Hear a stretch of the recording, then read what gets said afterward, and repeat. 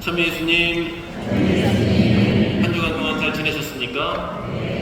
아유, 날씨가 그냥 갑자기 여름으로 와버린 것 같습니다. 아마 오늘 미사 끝나고 나가시면 야, 이거 여름이 왔나 보다 하실 것 같아요. 뭐 30도까지 올라간다고 하니까 어제도 꽤 더웠는데 뭐가 좀 잘못되긴 잘못된 것 같습니다. 지구가 좀 이게 아파하는 것 같은 그런 생각이 듭니다. 네, 오늘 우리는 부활 3주일, 아마도 다음 주 성소주일 이렇게 되고 하면서 조금 복음의 말씀 분위기도 좀 바뀔 것으로 생각이 듭니다만, 지금까지는 부활 이후에 부활하신 주님께서 어떻게 나타나셨는지 이런 모습들을 보여주고 있습니다. 지난주에 토마 사도에게 여기 봐라, 여기 옆구리 봐라 이렇게 나타나셨고, 오늘도 좀 비슷한 그런 장면입니다. 제자들이 두려움에 떨고 있는데 나타나셔서 역시 평화가 너희와 함께 하시면서 오늘은 상처를 보여줄 뿐만 아니라 뭘 잡수셨다 그래요. 예, 그러면서 나는 유령이 아니다. 이거 살과 뼈가 다 있고 이거 바로 먹기도 하지 않냐. 네, 이런 모습을 보여주시고 또 역시 말씀을 풀어주시면서 너희는 이 일의 증인이다라는 말씀으로 복음서가 일단락됩니다. 그리고 바로 이 누가복음은 이어서 승천하시고 복음서가 끝나는 걸로 되어 있죠. 복음서의 맨 마지막 부분입니다. 토마스의 의심을 배우자라고 이렇게 제목을 붙일 수 있겠는데요. 자, 여러분 몸무게 자주 달아보십니까? 잘 안 올라가세요? 건강을 좀 생각하시고 이런 분들은 아마 매일같이, 어떤 분들은 또 그냥 아침에도 올라갔다가 점심 때 좀 많이 먹고 또 올라갔다가 저녁 때도 올라갔다가 아침에 또 올라갔다가 이런 분들 계실지 모르겠어요. 네, 내 몸무게가 늘었는지 줄었는지 관심이 많이 있죠. 그렇다면 나의 신앙은 몇 킬로그램이나 나가는지 한번 재봐야 되겠다. 몇 그램이나 나갈까 바라보고 싶은 때가 있습니다. 신앙인이라면 내가 신앙생활을 제대로 하고 있는지, 나의 신앙은 얼마나 성숙한 것인지 알고 싶은 마음이 생기는 것은 당연합니다. 아마 여러분들 손주들이나 자녀들 이렇게 몸무게 바라보고 아이고 지난주보다 얼마 컸네, 아이고 내 새끼 잘 컸네, 아이고 살이 통통통 올랐네, 뭐 이런 그 기쁨과 보람을 느끼신 분도 계실 텐데, 만약 우리 신앙의 무게를 달 수 있다면 내가 줄었는지 늘었는지 이런 걸 알면서 훨씬 더 편안한 마음으로 신앙생활을 할 수도 있을 것 같은데, 전혀 사실 그렇게 잴 수 있는 그런 것이 아니죠. 신앙은 다분히 주관적인 것이어서 객관적으로 어떻게 점수를 매길 수 있는 그런 것도 아닙니다. 그리고 딱 잘라서 어떻게 평가할 수 있는 것도 아닌 것이죠. 열성적으로 믿는 것처럼 보여도 그냥 생각 없이 맹목적으로 그렇게 신앙생활을 하는 그런 사람일 수도 있고, 말없이 성당에 다니는 것 같아 보여도 아주 신앙의 깊이가 대단한 사람도 있습니다.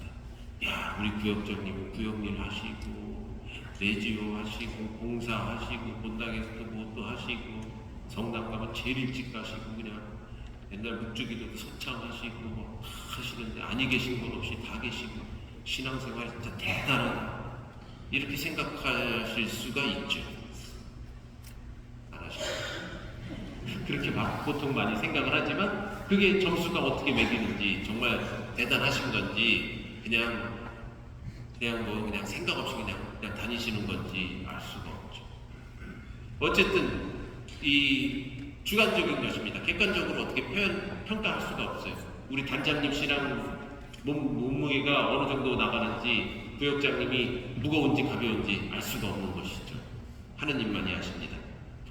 1980년대 아주 오래전에 심리학자 파울러라는 사람이 인간의 신앙심이 어떻게 발달하는가를 연구 발표를 했어요. 그의 이론에 따르면 한 6단계로 신앙심이 이렇게 발전한다는 것인데, 첫 번째는 아기들 한 2~3살에서부터 초등학교 가기 전까지 6~7살까지 나타나는 신앙, 이때는 어른들의 신앙처럼 하느님이라는 개념을 알지 못합니다. 아직 제도 종교에 대해서 신에 대한 관념 이런 것들이 형성되어 있지 않지요.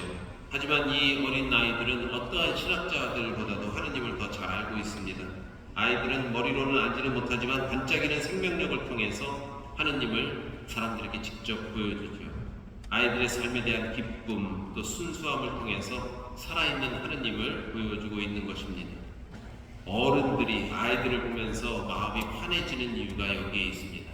애들은 그냥 뭐 하려는 대로 하고 아멘하고 성호 긋고 뭐 이런 걸 따라하는 것뿐이고 그냥 이렇게 깔깔깔 웃는 그런 모습을 통해서 우리는 대신 그 아이들의 모습 안에서 하느님을 체험하게 되는 것이죠. 자, 두 번째 단계는 신화적, 문자적 신앙입니다. 보통 이제 초등학생들, 요즘은 학생들도 이 성장 속도가 빠르니까 한 5, 6학년 되기 전, 뭐 천년성태할 한 3학년쯤이나 그 밑에 아이들, 흔히 주일학교에서 배우는 교리를 통해 신앙을 형성하는 단계인데요. 종교가 가르쳐주는 내용의 상징적인 뜻은 잘 알지 못하지만 문자 그대로 믿고 받아들이는 단계입니다. 예를 들면 에덴 동산에서 아담과 하와가 재미있게 지내고 저거 따먹지 말라 그랬는데 이거 저 사과 딱 따먹어갖고 그래갖고 그냥 아이고 창피해라 이렇게 하고 부끄러워하고 거기 뱀이 이렇게 꼬셔갖고 뱀이 말을 하는 거죠. 이거 한번 먹어봐. 그러면 그 그림을 이제 그대로 아이들은 이제 생각을 하는 것이죠. 그리고 노아의 방도 비가 그렇게 많이 와갖고 온 세상이 물바다가 됐고, 글쎄요, 여기 계신 분들 중에는 그걸 글자 그대로 다 믿고 그대로 받아들이시는 분들이 계실지 안 계실지 모르겠습니다. 아니 또 워낙 순수하셔갖고 초등학생 때의 그 신앙심을 그대로 간직하고 계신 분도 계실지도 모르죠. 사과를 잘못 먹어갖고 그 사과 씨가 걸려갖고 남자는 여기 목젖이 이렇게 툭 튀어나오게 된다고 이런 말을 또 있긴 합니다만, 그렇습니다. 40일 동안 비가 쫙 내리면 온 세상이 다 물에 잠길까요? 글쎄요. 아무도 배 안에 다 그냥 한 쌍씩 다 저기 바퀴벌레서부터 해갖고 코끼리까지 다 한 쌍씩 집어넣어갖고 거기서 보존이 돼갖고 노아의 방주에 살아남은 동식물들이 오늘날까지 이어오는 것일까요? 그렇게 생각하는 사람은 아무도 없겠죠. 어쨌든 초등학교, 유치원 아이들은 그렇게 생각을 한다는 것입니다. 그래서 조금 더 발전이 되면 사춘기 때 형성되는데 종합적, 인습적 신앙 단계, 자신이 믿는, 그렇게 느껴왔던 그런 신앙 안에 합리적으로 이해가 되지 않는 모순들을 의식하는 단계입니다. 그렇죠. 아담과 하와가 진짜 뱀이 이렇게 꼬셔서 뱀이 말을 하고 그랬는지, 정말 비가 내려가고 40일 동안 비가 내려가고 그냥 온 세상이 다 물바다가 된 건지 이런 것들을 뭐 한번 따져보게 되겠죠. 사춘기의 청소년들이 신앙생활에 거부감을 느끼는 이유도 또 발생하게 됩니다. 하지만 이들이 느끼는 거부감과 회의는 보다 성숙된 신앙인으로 성장하기 위해 반드시 필요한 과정입니다. 많은 신자들이 자신이 믿는 바에 대한 건전한 비판 없이 맹목적으로 믿는 신앙생활을 하고 있습니다. 맹목적인 신앙은 아무 생각 없이 믿는 것이죠. 글쎄요, 그게 편하기는 할지도 모르겠습니다. 하지만 진리의 깊이로 나아가지 못하면 신앙이 성숙되지 못합니다.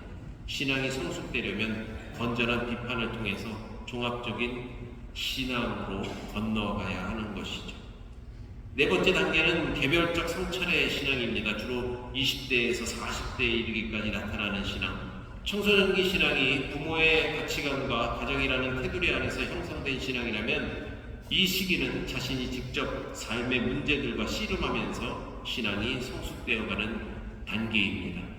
결혼을 하고 아이를 낳고 키우고 시집 또 처가 또 사업을 하면서 직장에서 승진을 하면서 인간관계에서 오는 많은 갈등과 마찰, 뭐 사기도 당해보고 돈도 많이 벌어보기도 하고 크게 아파보기도 하고 부모님이 돌아가시거나 이런 사건들을 경험하면서 나름대로 형성된 나만의 이런 신앙심이겠죠.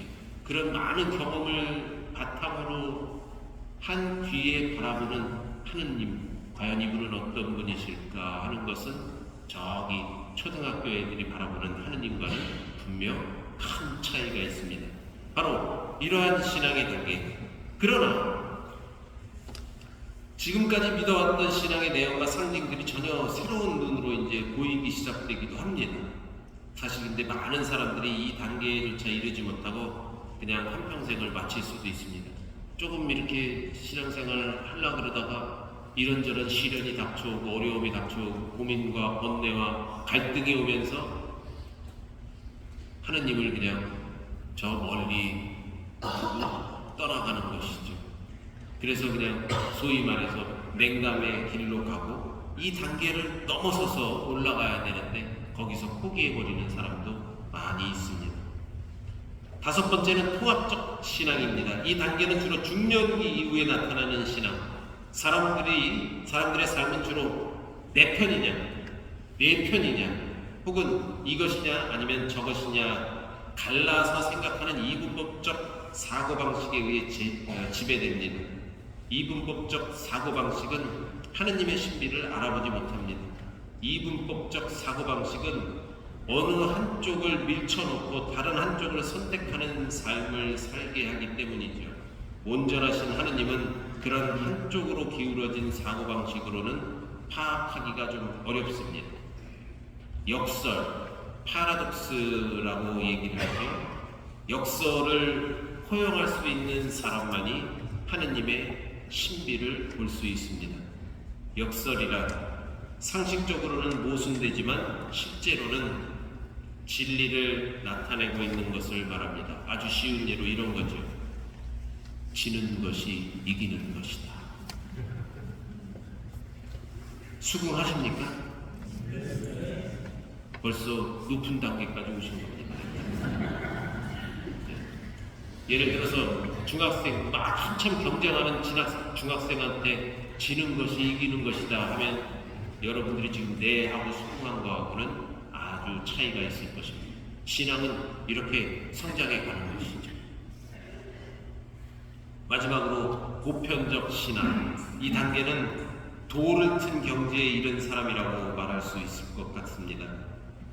종교의 가르침에 얽매이지 않고 도덕이나 윤리에 구애됨이 없이 자신 안에 있는 신의 하느님의 힘을 마음껏 퍼올려서 세상과 사람들을 변화시키고 사랑을 전파하는 그런 힘을 힘차게 뿜어내는 그러한 단계입니다. 여러분 모두가 이렇게 높은 단계까지 도달해 계신 것 같습니다. 이미 막 사랑을 뿜어내는 것이죠. 또 이런 단계까지 올 수 있도록 지금 한 단계 한 단계 밟아서 성장해가는 그러한 여러분들이 되시길 바랍니다. 그래서 오늘 복음 말씀에 예수님께서는 그 상처를 한 번 더 보여주십니다.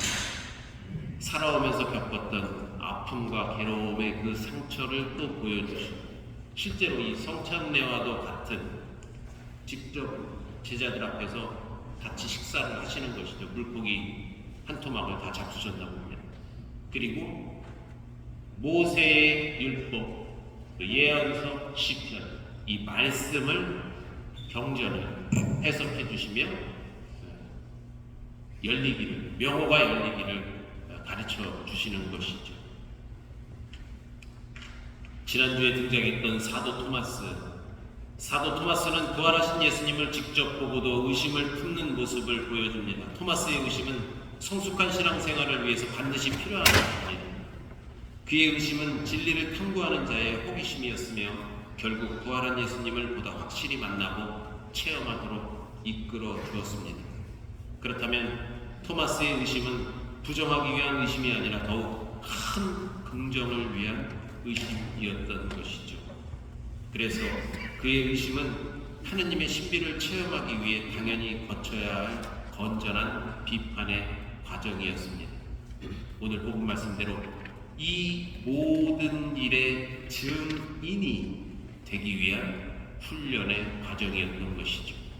여러분 지금 신앙에 회의가 든다거나 의심이 든다거나 이런 처지에 있다 하면 그걸 뭐 괴로워하거나 자책할 필요가 없습니다. 발전하는 단계에 서 계신 거고 노력하는 과정을 밟고 계신 것입니다. 그냥 아무 생각이 없이 그냥 네 그렇습니다 하고 아무런 뭐 궁금이나 비판이 없다면 그것은 어찌 보면 맹목적인 그런 신앙으로 전락하기 쉬운 것이죠. 신앙의 단계에 의하면 많은 신자들이 의심의 단계에서 그쳐버리거나 거기서 더 이상 올라가지 못하고 맹목적인 신앙생활을 하고 있습니다. 생각하고 탐구하고 생각하고 탐구하는 그런 노고를 겪지 않으려고 아무 생각 없이 믿고 있는 것이죠. 여기서 생각하고 또 탐구하는 것이란 뭐 거창하게 책을 보고 막 공부를 하는 그런 의미를 말하는 것은 아닙니다. 신앙의 진리를 내 삶의 수양의 도구로 적극 활용하는 그러한 자세, 노력하는 자세를 말하는 것이죠. 예수님이 말씀하신 보지 않고도 믿는 신앙은 이미 많은 과정을 거치고 난 사람의 최고의 성숙한 단계를 말씀하시는 것이지 무턱대고 그냥 생각 없이 믿는 맹목적인 신앙을 말씀하시는 것은 아닙니다. 보지 않고도 믿는 신앙인이 되기 위해서는 수많은 노력과 과정을 거쳐야 한다는 것입니다. 오늘 우리가 들은 복음 말씀, 루카복음의 마지막 부분, 제자들과의 이별, 곧 승천을 앞둔 예수님의 갈무리, 마지막 총정리, 고별의 매듭 강이라고 할 수 있겠습니다.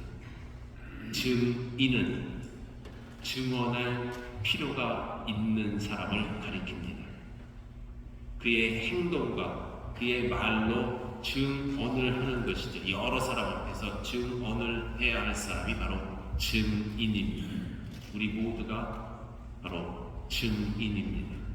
바꿔 말하면 우리의 말과 행동으로 그리스도를 드러내야 한다는 것입니다. 잘 드러내도록 예수님께서 오늘 제자들에게 마지막 특강을 하셨다고 볼 수 있겠죠. 너희는 이 일의 증인이다. 주님의 평화 안에서 영혼의 음식을 나누는 성찬례를 통해 율법과 예언서와 시편에 기록된 모든 것이 다 이루어지는 말씀의 깨달음으로 거듭 부활하시는 여러분 모두이시기를 기도드리며 우리가 바로 예수님의 증인들임을 잊지 않도록 해야 하겠습니다. 증인으로 하느님의 힘을, 그분의 사랑을 뿜어내는 만수일동 공동체 여러분 모두이시기를 기도합니다. 전능하신 천주성부 일어서십시오.